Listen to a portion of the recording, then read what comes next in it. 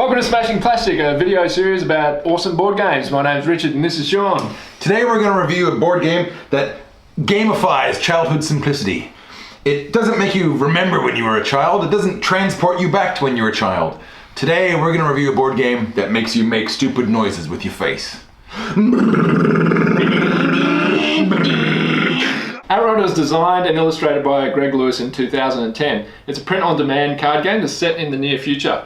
And what the story it tells is there's been an American Civil War, and these bad boys, these outlaws, they're protecting convoys getting from one side of the Texas wasteland to the other. And they're kitted out with all different bits of armor and machine guns and all sorts of cool stuff. So the real star of this game is the cars themselves, and it's kind of cool because it's a card game, but it's actually a miniatures game, and these are your miniatures.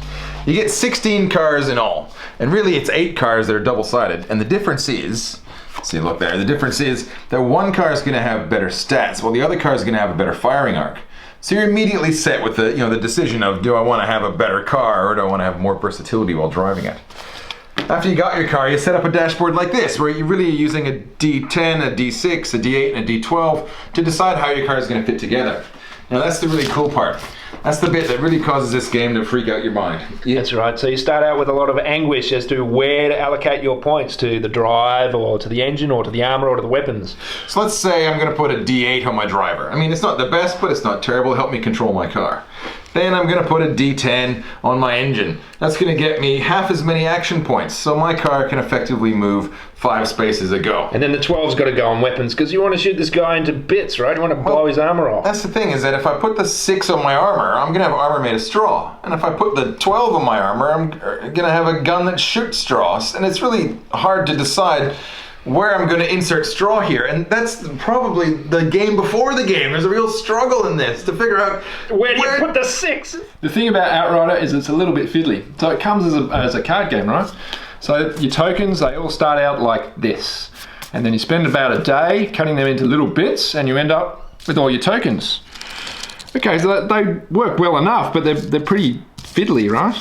But the good thing about Outrider is it's really easy to pimp this game out. So you just grab some tokens from any other game that you've got, and watch this. So we'll just drag all these armor tokens out of the way, and then there we go. And then same thing with the skill points. It's easy enough, get rid of them. And we got some cool looking tokens in there. But the most fun to pimp out in this game is the cars. So you're standing there in the aisle at the supermarket, and you look over and check this out. Bam! There's a Rustler sitting there on the shelf. It's totally awesome. And then next thing you know, you're in a toy shop going looking for Matchbox cars. So you spent $6 on Hot Wheels cars, and suddenly you've really tricked out this game, and it's no longer a card game. Now it's a miniatures game. And that is just so awesome. So for a miniatures game, you need, terrain. So you got stuff for your cars to drive around, dumpsters and, canisters and boulders. And driving around this game is really rewarding. You got a big stack of movement cards. So you got things like, straightaways and swerves and turns and easy turns and hard turns. All these you're going to put together into a chain of events, dependent on the size of your engine, to get your opponent into the firing arc of your car. So my Beetle here, you might do a punch it and then a swerve right and a left turn before he pulls an easy right. And no, can he fit in a hard right? No, I might squeeze it there. So then I got 3 attack actions I can use, and you link these to the chains in your maneuver. So I might spend my last 3 parts of my maneuver shooting at this guy. So then my car takes off. I end up over here and I'm blazing away at my opponent. Now the really cool bit about combat here in this game is it's really simple. It's just a dice roll. So he's got a D8 for armor, I got a D10 for guns. If I can roll higher than him, he's going to take a point of damage. One of the other ways you can damage vehicles in this game is through collisions, and that's right, that means you can ram people. So I've set up a collision here, or a ram here, with Shawn at the end. So I'm going to put my foot to the floor and burn through, thread the needle between this dumpster and this giant rock, and blam, into Shawn I go. But what Shawn didn't tell you is that each of these maneuvers has got a difficulty associated with it. So this maneuver here is actually a 7 difficulty. But what if I've only got a 6 on my drive?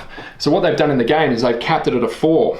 So I've rolled my dice, and if I get over a 4, I've successfully slammed into Shawn and done some damage. But if I fail, say if I roll a 3, 1, 2, 3, what I've done is I've ended up here, and I might oversteer or understeer depending on what I roll on the table, and bam, I've slammed into the dumpster or I've slammed into the rock, and there's trouble. Another thing we got were these tuner cards, which are little, tweaks for your car, like extra armor, tuned suspension, armor-piercing rounds, even little, characterful things like fuzzy dice or air fresheners. They're just little things you get, one for every car at the start of the game that's just going to add a little uniqueness, make your car stand out from the crowd. Speaking of tweaking this game, we have heard that Dice Fest Games is going to be kickstarting this game in 2014. So that's pretty exciting. We're pretty excited to see what's going to happen with that. Now, you could do things like really pimp up these dashboards and put little wheels so you can select what skills you want to go where. Yeah, we saw rules online for damage cards, and we saw other stuff for things like, extra weapons, like oil slicks and smoke screens and a paint launcher for throwing at people's windshields. Caltrops, you add those and I will be 6 again like this. Yeah, and I think a few people are going to make a comparison between this and X-Wing, and if you really pimp this game out, it's, it's going to get pretty close. I genuinely would suggest that this is potential competition for your dollar. Yeah. This is a great game. We love it. And I would definitely recommend you check it out. Definitely recommend it. Look, you want to contact us, please find me at Smashing Plastic on Twitter. I'm Axe Kicker Kelly on Twitter. We'd love your comments, we'd love your thumbs, you'd love everything that you do on the internet to make us, recognize. Thanks for watching. See ya.